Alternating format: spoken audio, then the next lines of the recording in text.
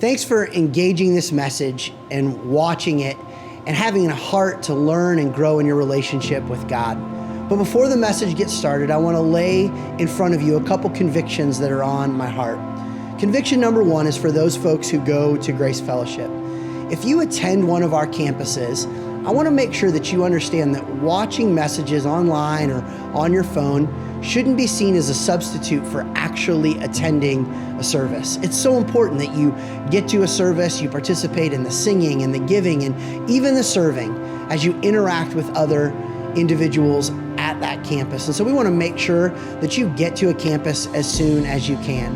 And then I also want to share a conviction for those of you that don't go to Grace. While we love that you're engaging the teachings here, we want to make sure that these teachings are just seen as supplementary to the teachings that you're getting from your primary pastor or your pastoral teaching staff at your church. So it's so important that you sit under their leadership and their authority and the teachings God has given them. With that in mind, I look forward to what God's going to do in this message. Hope that you enjoy it and that God stirs your heart as you grow in your relationship with Him.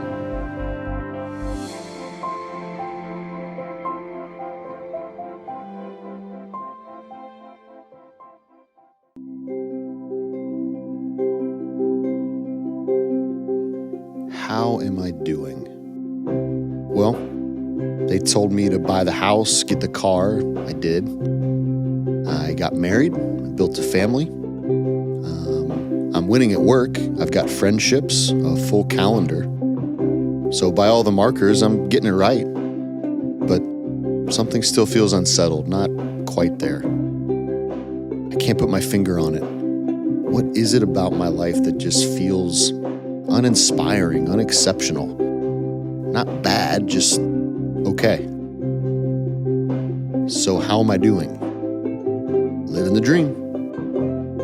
Living the dream.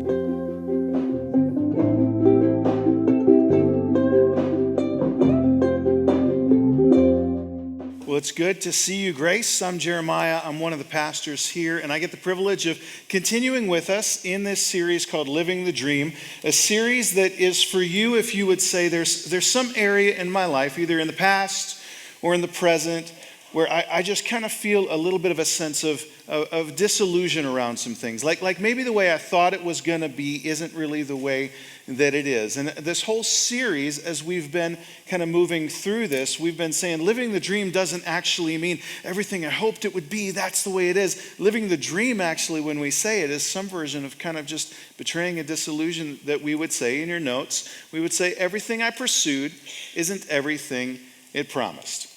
Everything I pursued isn't everything it promised. And we've had a great series so far. We've talked about some areas or angles or arenas of life where that's been true and where you've felt that, maybe in the area of relationships. We said, I was really sure that if I did things this way, if I went about it this way, it was going to bring kind of the satisfaction that I really wanted out of it, but it didn't. Or the busyness, and you find out after everything I'm chasing, I'm just busy being busy. I'm going for good things, but I'm not going for the best things. And so we would love for you, if you've missed either of these messages, to catch up online or on our app, because we think we've all been here at different times in our lives. And today we're going to talk about another area where we're here. I think a lot of us are going to resonate with this area or arena of life where the promise of living the dream is if you do the process this way, this is the product that you're going to get. I want to start by just telling you a story of a time when I was camping a few years ago. I'm not like a typical big camping guy. It's not like a thing I do all the time, but I was with a church and they had a trip and we were going to go, and it was a long drive to get to the mountainside where we were camping. So we took off, and by the time we got there and it was time to get out and unload everything, it's 3:30 in the morning. Now, I started this trip with this mindset of like, I'm rugged. I'm John Rambo. We're going out here. We're going to do this thing. 3:30 in the morning, like, I want a blankie and a hot tea. I just want, like, is there a hotel around here? But we get out, and I'm just ready to sleep. And then our leader tells us, well, we've got a game prepared for you, a challenge. Somewhere in these woods are 5 milk jugs. There's 40 of you. and there are 5 milk jugs, which means 5 people are going to be winners. Go.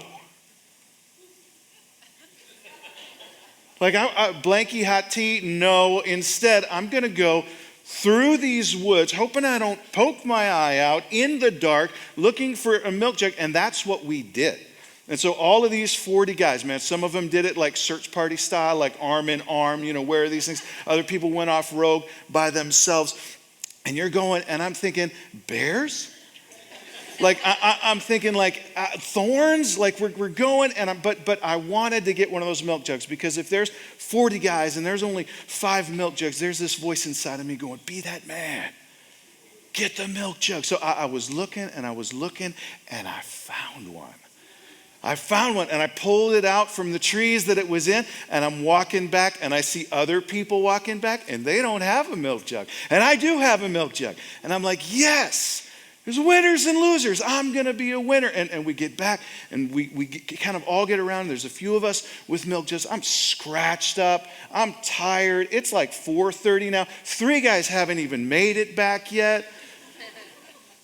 But I had a milk jug. Darn it, I went looking for that thing, and I found it. And by the light of the fire, I'm looking at it, and I'm realizing there's nothing in the milk jug. Like, I thought maybe money was going to be in here. I thought maybe like candy or supplies or something. But then I'm like, well, maybe we turn it in, and then he gives us something. So we sort of wait, and we all get around, and we're ready kind of for that moment. And he's like, all right, good job, everybody. Go to bed. Good job to you guys who got milk jugs. And so I go, I like pitch my tent, I roll out my sleeping bag, I lay my head on my pillow, and my last thought that night was like, this is dumb. All that work for just this thing that wasn't really a thing after all. And I tell you that story because I actually want to tell you that somewhere in your life there's some version of a milk jug for you too. There's some version in your life of a thing that somebody said to you at one point, like, go after this thing. There's a lot of people out here, and there's only going to be a few winners, and go after it and give it everything you got. And man, late nights to get after that thing. Hard work to get after that thing. And this weekend, as we're zoning in kind of on this arena of like achievement and success and work, and the things that living the dream promises in that category, here's what I know. There's some disillusion at all our campuses from people who would go, man, when it comes to achievement and success and work and the things that I could get my hands on, I've felt that way before. Everything I pursued isn't everything it promised. All those late nights to get that nursing degree. Now you've got your nursing degree. Is it everything you always hoped it would be? Man, I want to own my own business. And as you go through that process, you're like, the business owns me. And I give and I give and I give. I wanted to be married, and now I'm married. I wanted to have a family, now I have a family. I wanted to accomplish that goal, and I bled for that goal, and I sweated for that goal, and I went after that goal. And guess what? You got the goal. You got the title. You got the promotion. But here's how I think a lot of us feel on the other side of, I worked for it so hard. I got my hands on it. I'm looking at it. And here's how I feel. I got the success I worked so hard for. Come on.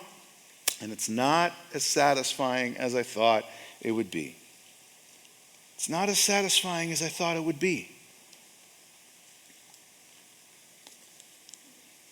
All those years, all those late nights, the grind, the hustle, the goals, the going after it, and I got it, and it's not as satisfying as I thought it would be. And why did you go after it in the first place? Because it was supposed to be satisfying. Because the promise was at the end of it, this, you're going to be satisfied, you're going to be fulfilled, you're going to be happy. You're going to be able to look at yourself in the mirror and go, that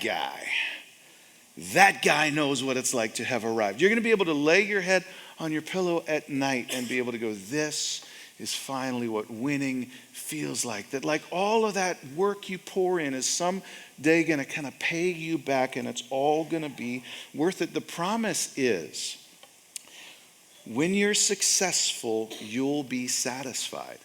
Let me ask you something. Are you successful? Are you successful?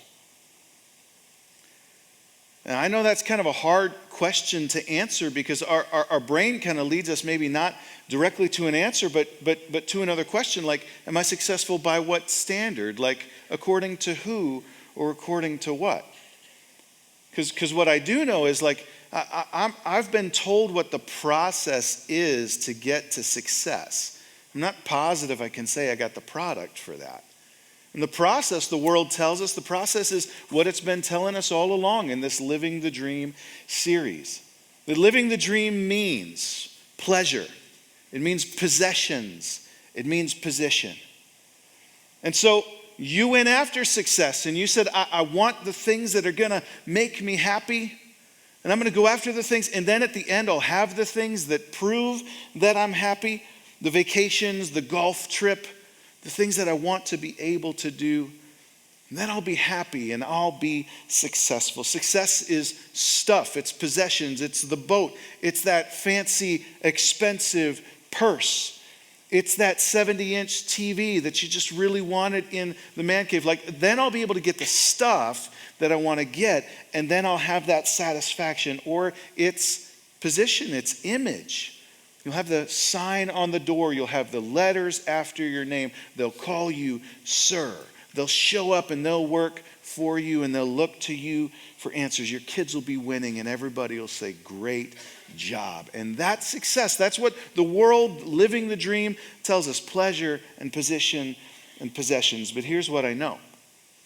For many of you, you say, I've run that process. Like, I've gotten those things. I've checked those boxes. Pleasure. I can take vacations when I want to take vacations. I get to go on the golf trip. I get to do the fun stuff. Possessions. Like, I can go buy what I want. I can. Position. I've got the title. I've got the degrees. I know so many of you have tons of degrees. I can do this stuff, but then if I ran this according to the process and I still don't have the product, what gives? Because I got the success I worked so hard for, and it's not as satisfying as I thought it would be. If you're wondering if you feel alone in that, you're not. In fact, I was talking to a man from our church just this week, and we're going to hear from him right now. Take a look at this. I was one of those guys that worked 12-hour days, 6 days a week. Work was before family, and God was farther down the list. I had a standard answer when somebody would say, how you doing? I would say, living the dream. But I was miserable inside. So if I was angry, I would lash out at people. If I was depressed about something, I would turn to alcohol. So at one stage in my life, for about 20 years, I was part owner of a food processing company. I was the president and CEO of the company, worked a lot of hours, did a lot of travel. And slowly but surely, even though I was making a lot of money and I had a nice house, I had friends or people that I thought were friends, I began to feel really hollow and empty. I would have bouts of depression.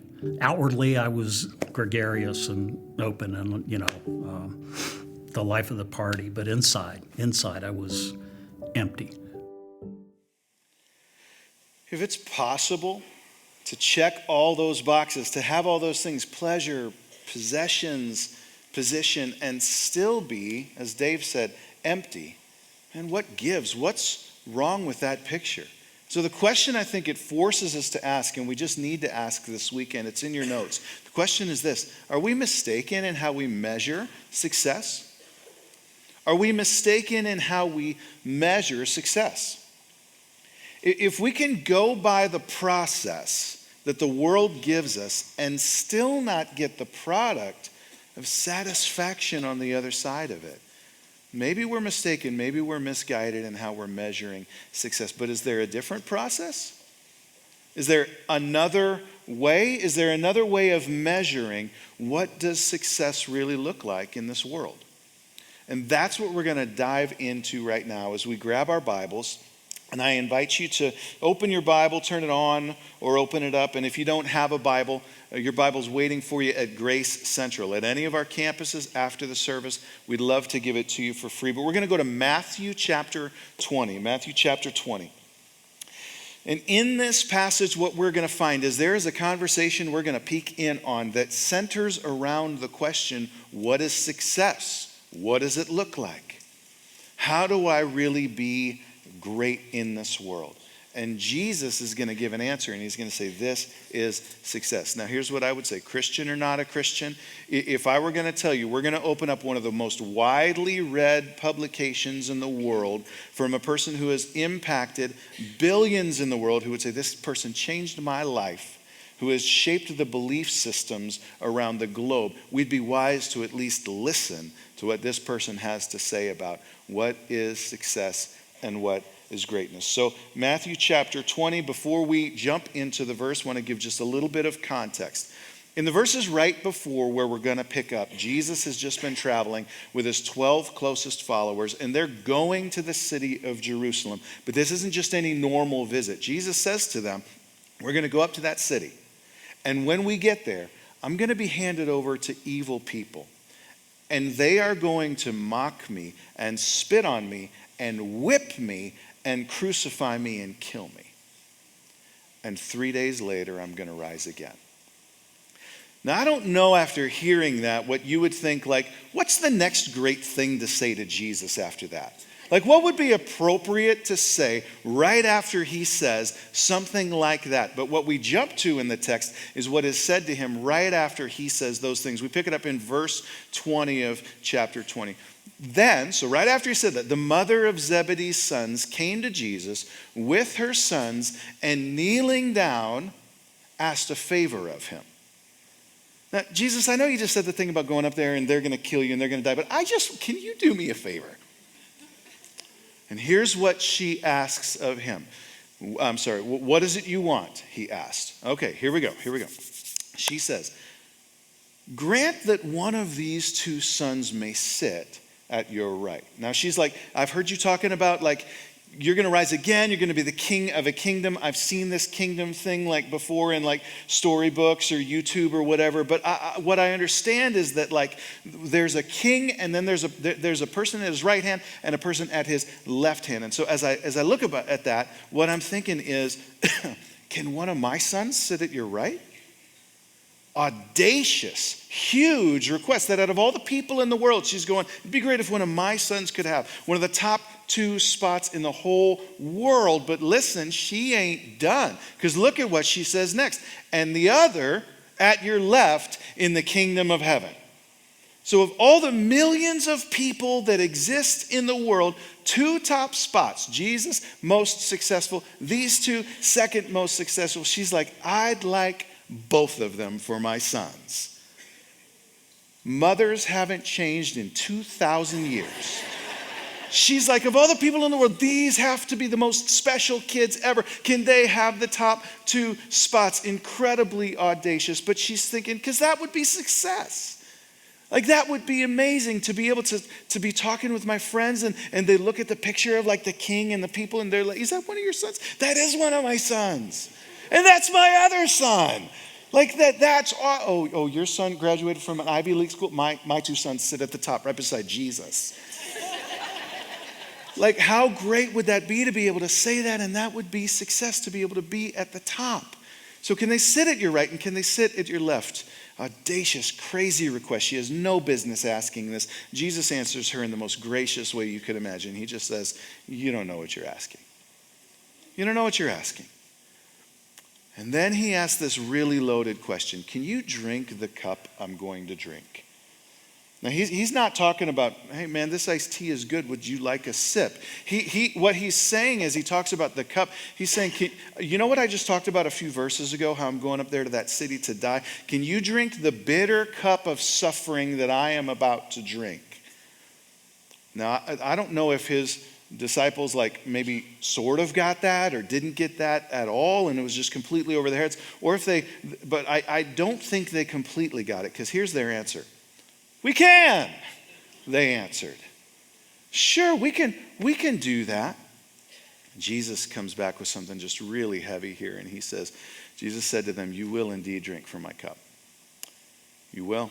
He looks at them and he knows the future, and he knows that every one of these people is going to walk right to their death, unwavering, because of their belief in who Jesus is, and they're going to suffer and they're going to die. He says, you will indeed drink from my cup. But to sit at my right and left, he brings it back to the conversation at hand, to sit at my right and left is not for me to grant. These places belong to those for whom they have been prepared by. Listen, there's somebody in charge. There's somebody that makes the calls on these things. There's somebody that even I report to. These places belong to those for whom they've been prepared by my Father.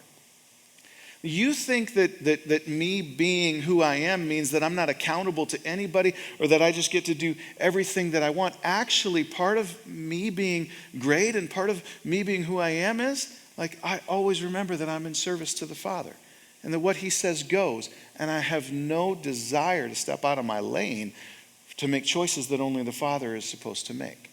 It's not for me to grant. It's not mine. It's for those who've been prepared by my Father. Now, I don't know if anybody else is wondering this right now, but like, what's this whole scene look like? Like the brothers whose mom asked, like, are they like, Mom, you did what? Oh my goodness, you asked Jesus if we could, or, did she have to like drag them up there with him and sit them down? Or were they like, hey Mom, could you ask Jesus if we could have, but here's what we find out about who else feels odd and strange in this space. Here we go to the next verse. When the 10 heard about this, the other disciples, they were indignant with the two brothers.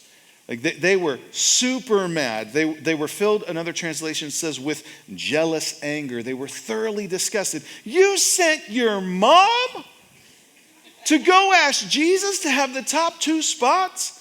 What do we get now? Like, you're saying, of all the people, you're just going to go send mommy to go ask if you can do this and then leave all of us out. And so can you imagine just how awkward this whole thing is with the mom and the sons and the mad 10 other people? But Jesus cuts right through all of that, and he just cuts right to the heart. And he does this. Jesus called them all together and said, you know that the rulers of the Gentiles, godless people, you know that the rulers of the Gentiles, they lord it over them.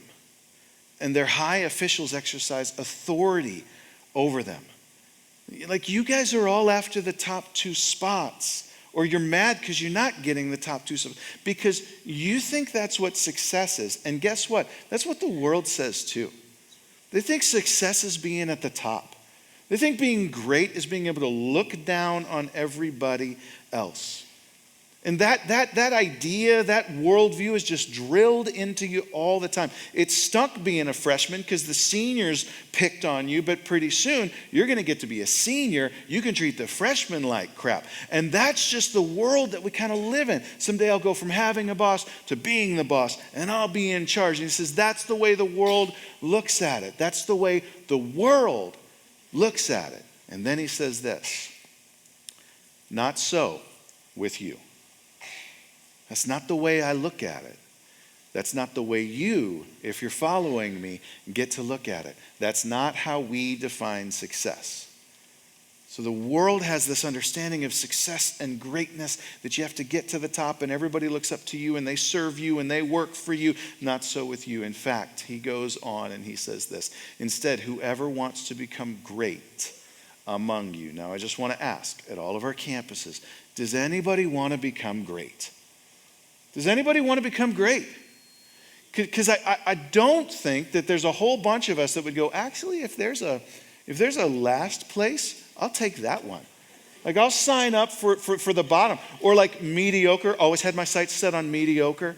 No, we want to be great. God put that in us. If any one of you wants to be great, and listen, we know these guys did, because they're all fighting over it anyway. If anyone wants to be great among you, I imagine all 12 of them and mommy are leaning in. What's he going to say next? He's going to tell us how to be great. And here he goes. If anyone wants to be great among you, must be your servant.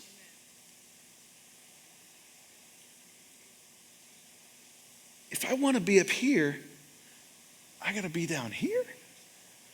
And whoever wants to be first must be your slave. Whoa, that is so backwards. That's so upside down. Jesus said, exactly. I just told you the whole world looks at it like from the top down view of success, but I'm actually telling you success comes from something entirely different, and it's measured in something entirely different. Now listen, if you're not a Christian, this is just a really good leadership principle, and you'll hear this echoed in some great leaders in our world. That you leverage your position and you leverage your possessions and you leverage your power for the good of other people, and that's good leadership. But I'm telling you, if you are a Christian, Jesus just said, not so with you. You don't get to think about success the world's way. We think about it this way. If anyone wants to be great, and we all do, he says, they must be your servant. Man, I imagine just kind of the heart drop in all of these disciples, like, oh, that's kind of below me. I don't really like that. I don't love the lifestyle that would bring about. But then Jesus says, okay, look at me. I'll show you that I'm serious about this. Just as the Son of Man did not come to be served, but to serve. Like if there's anybody who should be served and have other people waiting on him, it's me. But I actually came to serve and to give away and to help and to heal. And you've been with me every day through every city as I stopped and I looked at people and I had conversations and I was moved with compassion for them. And I went to their houses and I healed them and I taught them and I propped them up. He says, I came to serve. And if you're wondering how serious I am, let me tell you how serious I am. I came to give my life as a ransom for many. Me, the greatest of all, giving my all in service to all. And I'm going to tell you how to be great. And I'm going to tell you how to be successful. And I'm going to tell you it's not going to sound like what you've heard before, but we do things differently. He says success, if you want to understand it, is measured by a different standard. Success is measured in serving. Success is measured in serving. Guys, the question, how do I become successful, goes back thousands and thousands of years, and Jesus answered it. Success is measured in serving. Not by getting to the top, not by titles and promotions and salaries and being able to have those possessions that make you look good, not by image or the things that they call you and you go, I knew it. I'd come to church and you'd tell me the things I've been chasing, and you stop chasing that and you chase Jesus. I know what you're saying here, and I'm just telling you, you're exactly right. Because we started by saying, man, we're all going down this process that the world gave us. And most of us are saying it's not giving me the product it promised. Jesus, however, I dare you to tell me he wasn't the most successful person on the planet. They're not going to be singing songs about your name 2,000 years after you're dead. And even by earthly metrics of like, man, he's historic, he's global, he's well known. Things that we would go, yeah, that's successful, that's the product. And yet look at the process of his life. He didn't run to pleasure. He didn't run to possessions. He wasn't the CEO of anything. So if he got it and he didn't run that process, and we're all running that process, but we're not getting it, maybe it's time to consider that success is measured differently. And Jesus says, I'll tell you how. Success is measured in serving. So we're going to look right now at Jesus, and we're going to say, okay, for this person who every single day gave and served and healed and had compassion and taught and served and served and served and served, how? What were the things in his life? What were the things that were true of him that allowed him to be able to have that strength, that focus, that ability? Number one is this: his ambition was obedience. His ambition was obedience.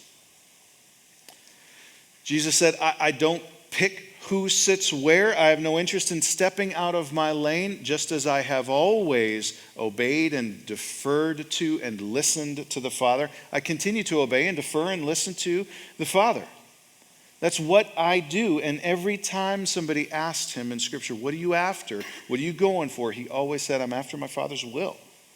My ambition is obedience. See the interviews where they go up to an Elon Musk or a Bill Gates or a Jeff Bezos, somebody really successful by the world standard. What's your ambition? What drives you? What gets you out of bed? What keeps you going? I don't know what your answer would be if I said, what's your ambition? What drives you? What gets you out of bed? What keeps you going? What I do know is every time they asked Jesus that question, the answer was always the same: my Father's will. I'm after my Father's will. I want to do what my dad says to do. Luke 2, Mary and Joseph can't find Jesus. He's back at the temple. Where were you? Why'd you come looking for me? Didn't you know I had to be about my Father's business? Matthew chapter 4, the devil takes Jesus out into the wilderness to be tempted. Here, turn those rocks into food. Jesus says, I don't need your food. My food is to do the will of him who sent me. Matthew 14, Jesus feeds 5,000 people. Who are you? Where'd you come from? What are you doing here? I am here not to do my will, but the will of him who sent me. John chapter 14, Jesus says, I'm going to the cross. It's going to be awful. It's going to be hard, but so that the world will know that I love my Father, I'm going to do everything my Father has commanded me. Luke 22, Jesus face down, Garden of Gethsemane. God, if it's possible, let this bitter cup of suffering pass from me. But if not my will, but yours be done. He says, I will tell you what my ambition is. If you cut me open, this is what I bleed. If you knock me down, this is what gets me back up again. This is the fire in my belly. This is the voice screaming in the back of my head. And it's not the voice of culture. It's not the voice of friends. It's not the voice of the world. It's not the voice of pleasure. It's the voice of my dad. That's my ambition. That's what drives me. That's why I can serve. That's how I can give. That's how I can keep going, because I'm listening to one voice, and that's my ambition. Question, what's your ambition?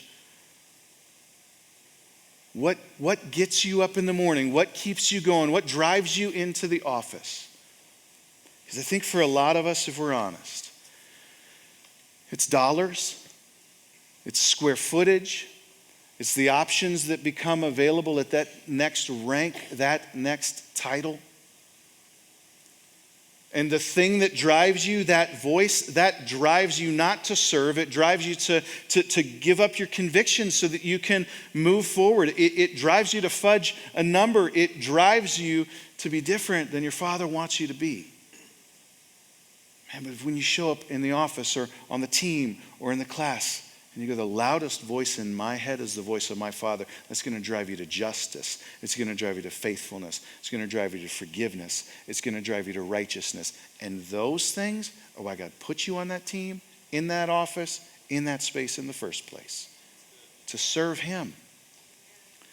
And I'll tell you what, if you serve him and you get the promotion and you get the raise and you get all that other stuff, you won that success. Can I tell you something? If you serve him and you don't get the promotion, and you don't get the raise, and you don't get the title, that's success too. Because success was never measured in how you rank at work. Success is measured in how you serve your Father. His ambition was obedience. That's what drove him to be successful. That's what drove him to be great. He said that's what greatness is. Serve. Number two, his attitude was unselfish. His attitude was unselfish. When we think about this idea of success, just kind of at 30,000 feet, you think, man, successful people are the ones who they have people in their world who are just there for them.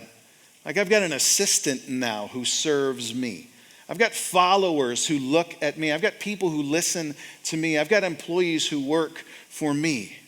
And that's how we define success, is that people are here to serve me. Jesus said, I came not to be served, but to serve. Not for what I can get, but for what I can give. I don't know if you've ever seen that get in your car and go on a safari kind of thing, like at the wilds, if you've ever been on one of those, or maybe you've seen it on AFV, like the giraffe peeks in the window and is like, ah, and she's like, ah, with the bucket of food. Are we tracking? We know what we're talking about here? Okay. At the beginning of the journey, they give you a bucket. You're going to have lots of interesting encounters along the way, but here's what you're supposed to do. Give some away, give some away, give some away, till it's all gone. I think we've forgotten that that's kind of the marching orders for life as a Christian. I'm giving you a bucket of talents and ability and money and privilege and education and upbringing. And here's what I want you to do. When you encounter people along your journey, give some away, give some away, give some away, give some away. Listen, until it's all gone. No points at the end of the safari for still having animal food in your bucket. That's called poor stewardship. You missed chances if that happened. Some of you have some pretty full buckets. Some of you are pretty smart. You're pretty good at stuff. You got some money. Jesus says, the reason I gave that to you, because I want to prop you up so you can be ready to serve even better. Because the more you have, the more in your bucket, the more you can give away, the more impact you can make.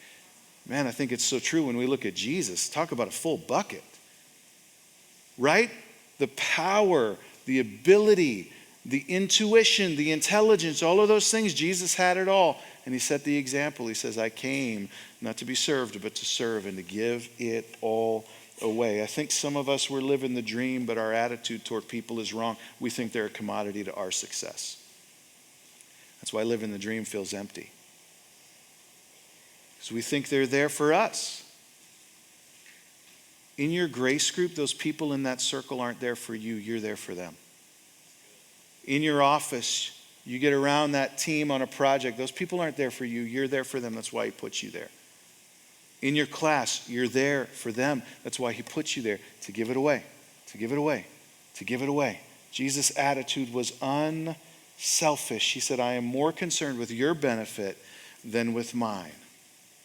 He said, if you want success, if you want greatness, do the same thing. Success is found in serving.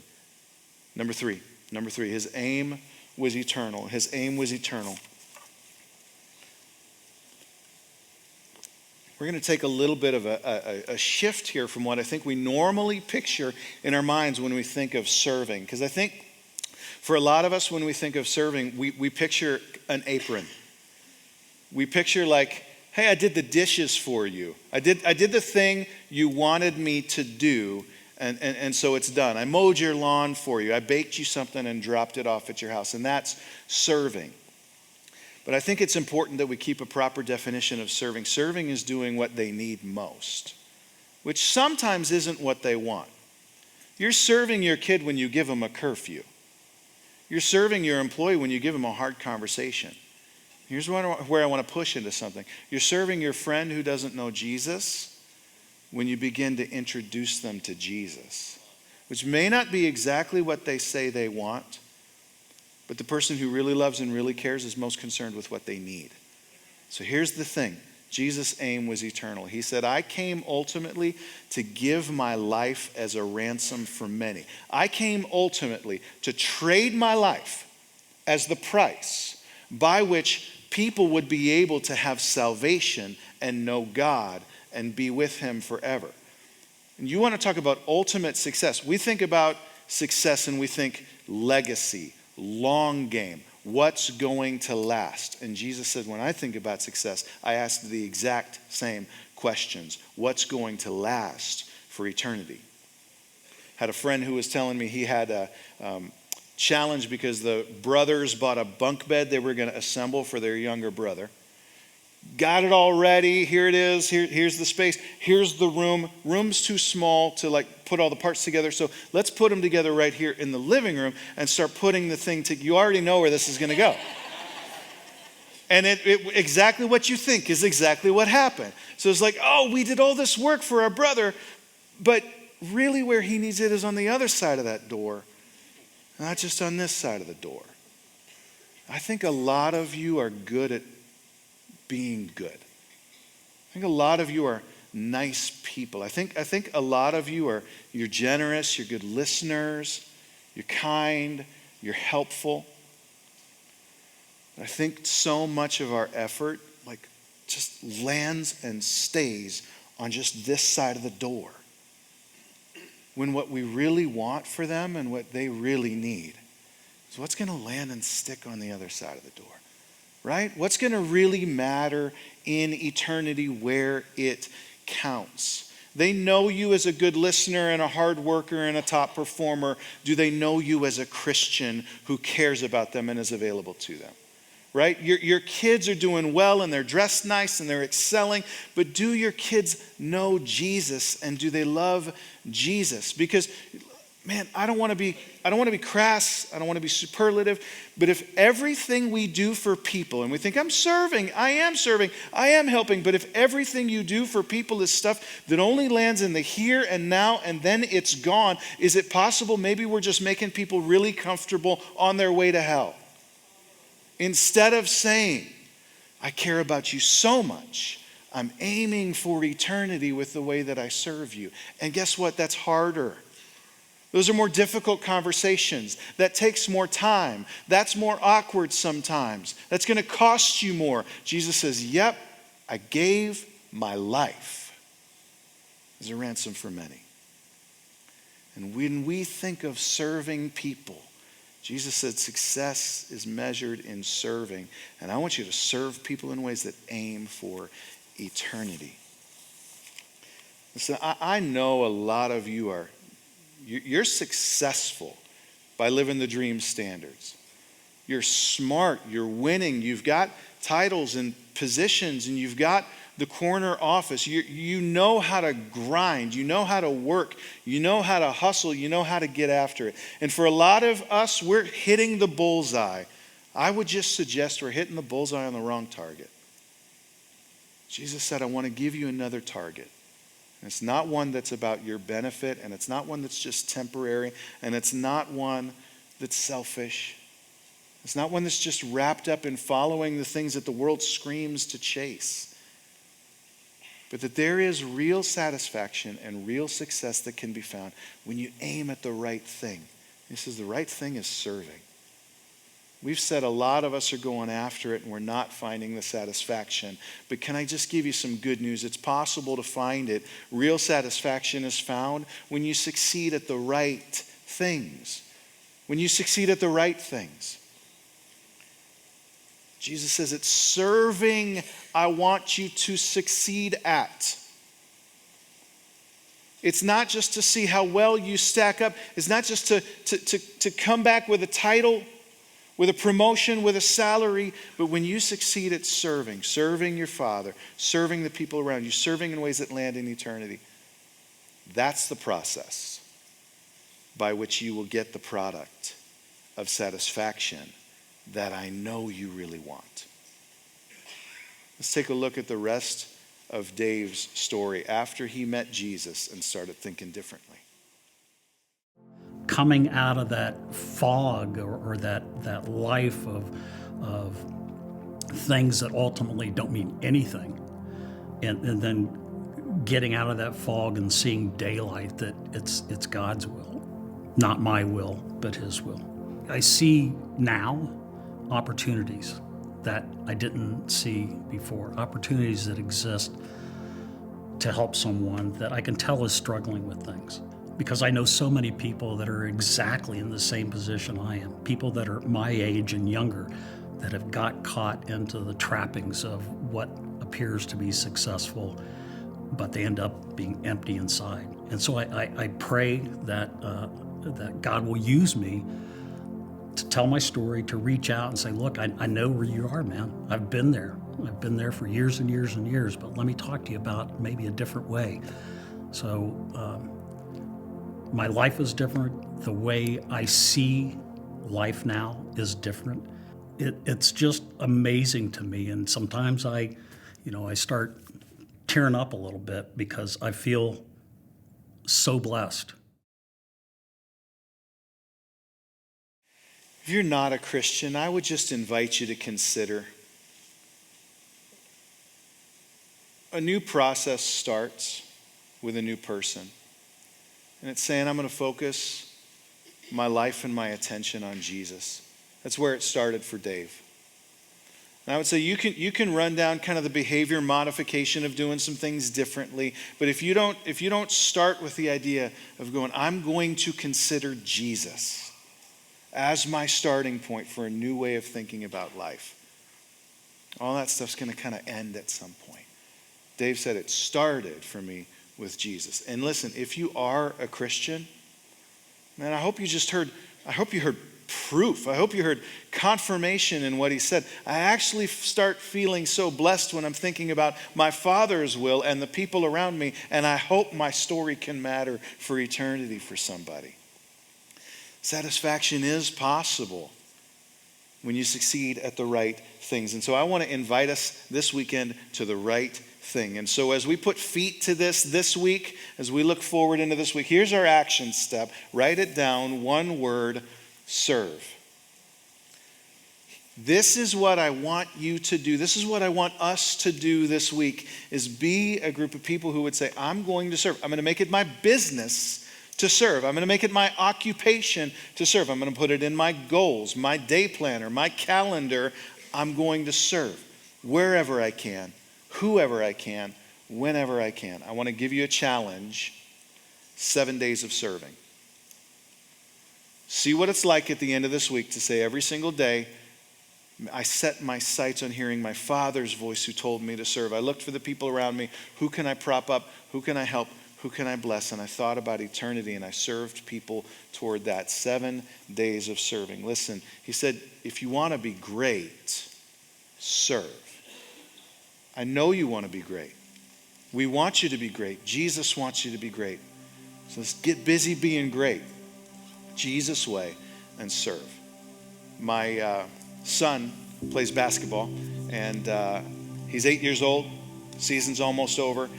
I signed up to do something that I didn't think I was going to do, which is to help coach his team. One of the more frustrating experiences in my adult life, teaching a bunch of 8-year-olds how to play basketball. But here's what we've been doing with them. We've been showing them all the different activities that you do in this game.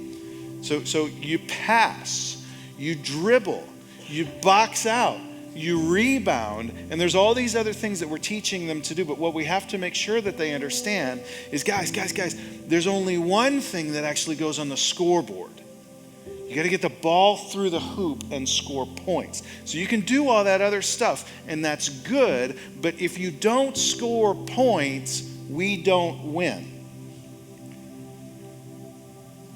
I don't want you to hear a message like this and hear me say, having a title at work is wrong. It's not wrong. Getting a promotion, getting a raise, getting a degree, achieving a goal, none of those things are wrong. In fact, they're activities that are all part of this game. And you should be going after a lot of those things. But what I'm saying to us is this: if you don't do the one thing that Jesus says counts, you don't win in the end. Just the basketball player who dribbled a lot, but we didn't score any points. Jesus says, if you want to be great, if anyone wants to be great among you, he must be a servant. And what I really want for us is that we would be people, title or not, position or not, raise or not, degree or not. We are people who are successful because we got the one thing right. We are people who serve. So to that end, I want to just pray for you today. Would you close your eyes, bow your heads? God, it is just crazy to think where we would be if you, Jesus, had not been a servant for us. Man, if it weren't for you, Father, telling us this is how to do it, if it weren't for you, Jesus, showing us how to do it, if it weren't for you, Holy Spirit, empowering us to do it. But you have. We want success. We want to win. We want to know that life has mattered and counted for something. God, I pray that today hearts would be convicted. That we would be burdened with your burden, your eternal passion for people. That we would be given your eyes to say, people around me matter more than I matter. That we would have an ambition for obedience to the Father's voice, and that we would just remember, ultimately, if being a servant wasn't below you, Jesus, it's certainly not below any of us. Pray, God, that as we look at Jesus, even in this song, that hearts would well up in thanks and praise and worship in Jesus' name. Amen.